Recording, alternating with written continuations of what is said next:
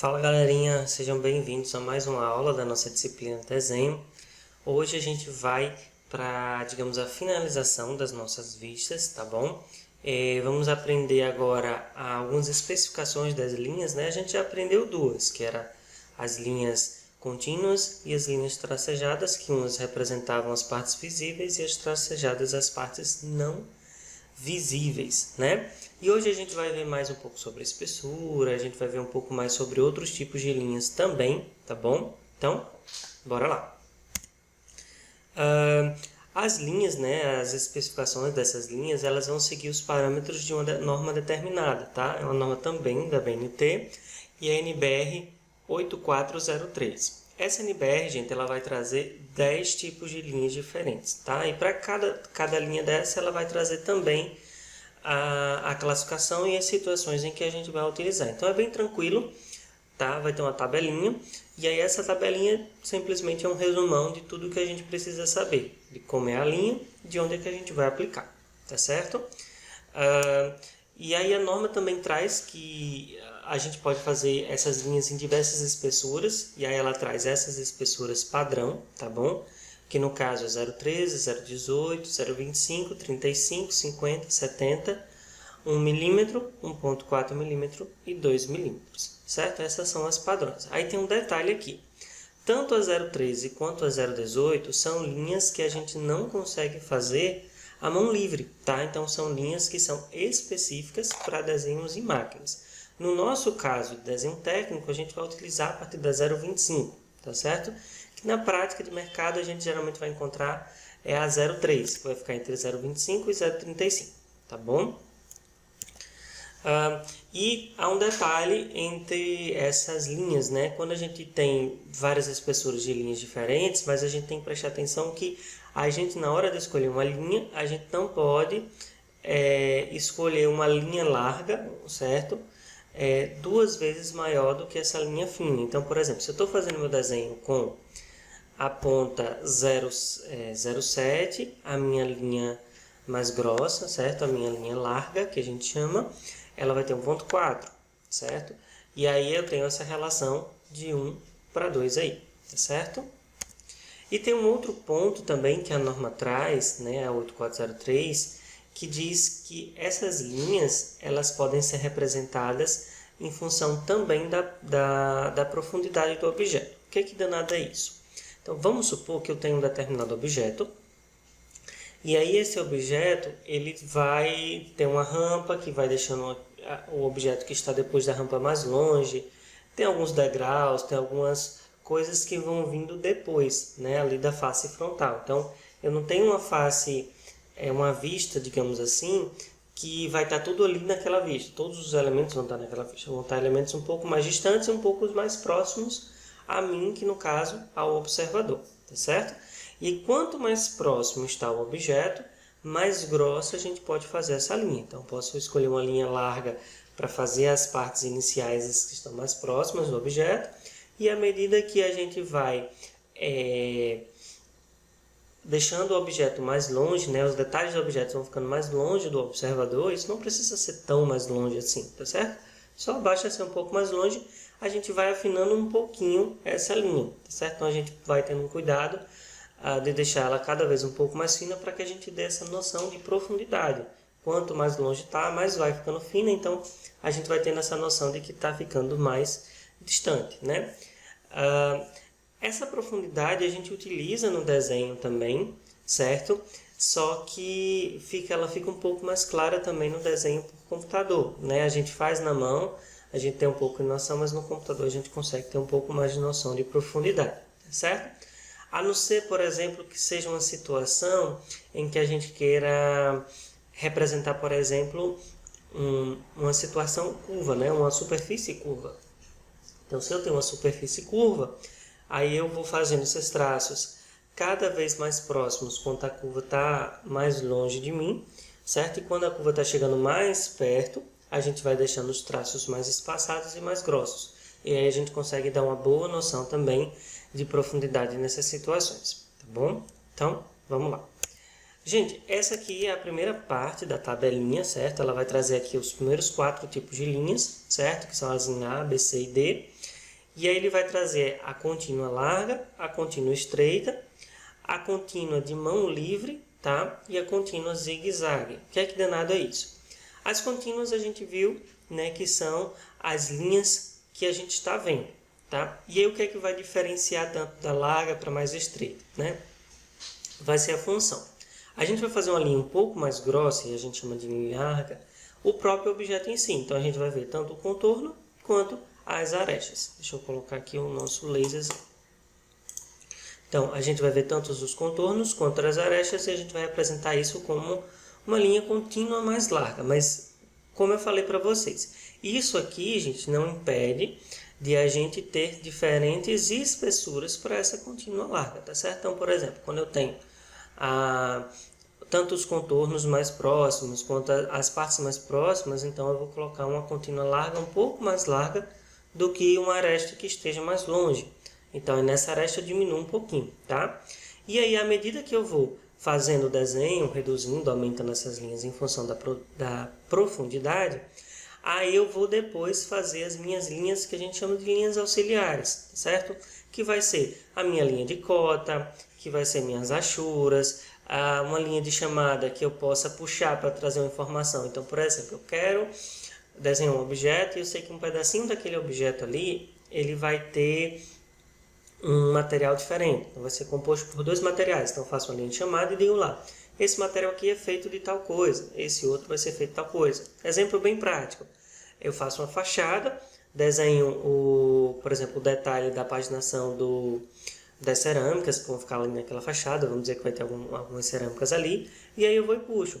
Cerâmica da marca Elizabeth, modelo tal, entendeu? Para mostrar ao cliente que ele, quando for comprar aquela cerâmica para colocar lá na fachada, né, da casa dele, ele vai comprar aquela cerâmica. E aí eu puxo o que a gente chama de uma linha de chamada, tá certo? Que é para colocar uma informação complementar. Então, tudo isso que eu falei para vocês, a gente vai colocar essa linha contínua estreita. Lembrando que essa relação aqui, geralmente, é de 2 vezes. Então, se eu tenho uma contínua larga, a espessura vai ser 2 vezes maior do que a contínua estreita. Geralmente é nessa proporção, tá bom? A terceira linha, gente, que a gente vai ter, vai ser a contínua de mão livre, tá? E ela também é uma linha estreita. E ela vai representar o que a gente chama de uma quebra de seção do material. Então, por exemplo, se eu tenho um material muito grande para ser representado, exemplo, eu quero desenhar um bem simples, eu quero desenhar um parafuso, certo? Só que é um parafuso que ele vai ter quase 1 metro de comprimento e ele vai lá, é uma barra roscada, né? E aí ele vai entrar numa máquina, sei lá, por um tamanho bem grande, certo? Isso aqui pode acontecer.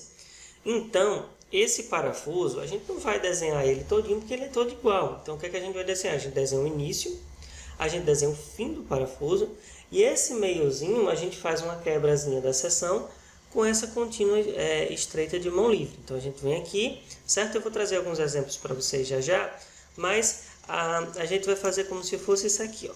Então, vou ter, por exemplo, aqui o parafuso.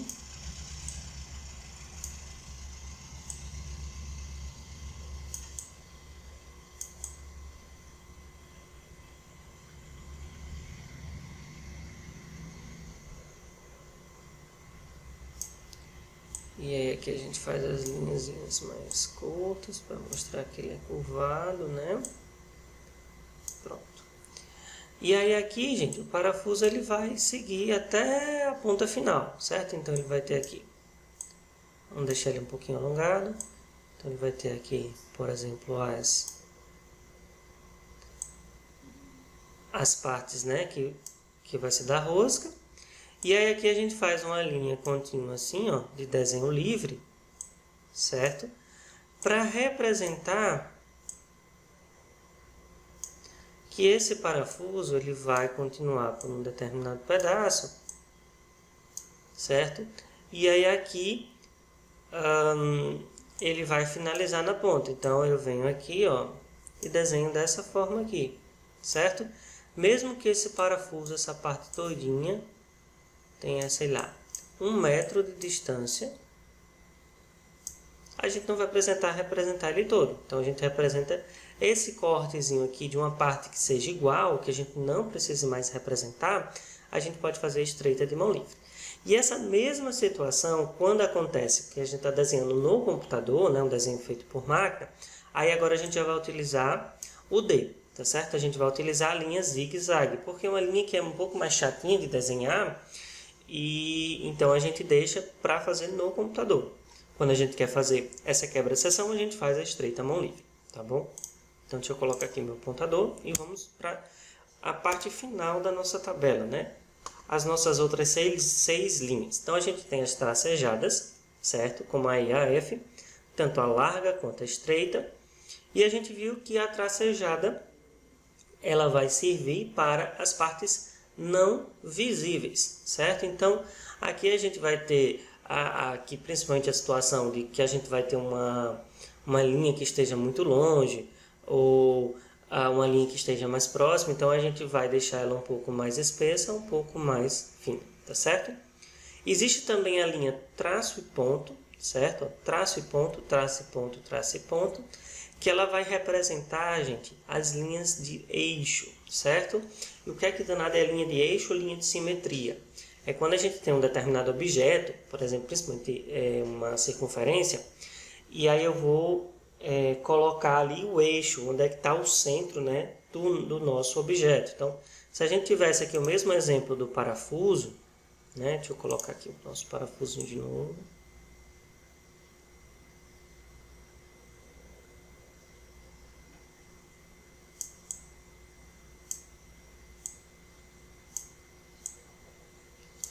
Certo? Então, a gente tem aqui um parafuso.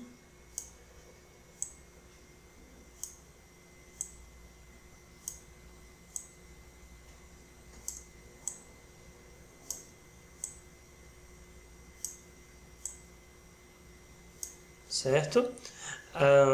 E a gente tem esse parafuso. E aí aqui, gente, o que é que a gente faz? Ó? A gente vai criar uma linha. E essa linha ela vai vir aqui, ó, bem no meio do nosso parafuso. Então, eu faço uma linha de traço e ponto, traço e ponto. Tá certo? Então, essa linha aqui representa a linha de eixo, tá certo? Ou linha de simetria. Por quê?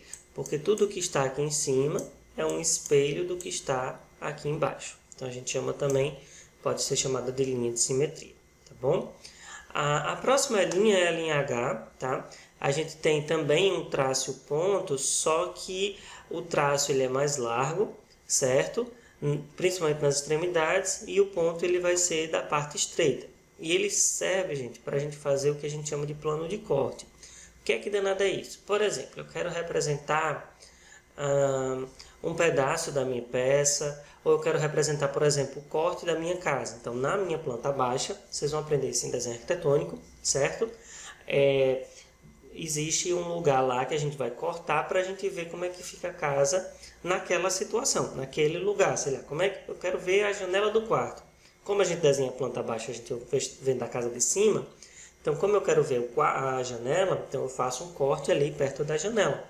Então a gente vai utilizar essa linha aqui dessa forma para fazer os planos de corte, tá certo? Que é no caso a nossa linha H. Tem um ponto de traço largo, que é para indicação de superfícies. Isso aqui é muito específico, tá? Por exemplo, eu quero dizer que aqui, por exemplo, nesse parafuso, eu vou colocar uma borrachinha, eu vou colocar alguma coisa antiaderente, alguma coisa assim, certo?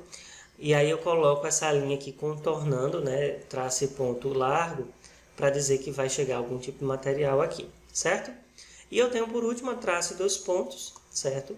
Que é para a gente mostrar tanto onde a gente quer cortar, por exemplo, se a gente tivesse um papel e dissesse aqui onde é que a gente tem que cortar para fazer um desenho, determinados cortes no papel, na madeira ou em qualquer objeto, certo? Aí a gente faz traço e dois pontos, quer dizer que a gente quer cortar ali. Ou então, por exemplo, se eu tivesse aqui também, deixa eu pegar aqui a caneta.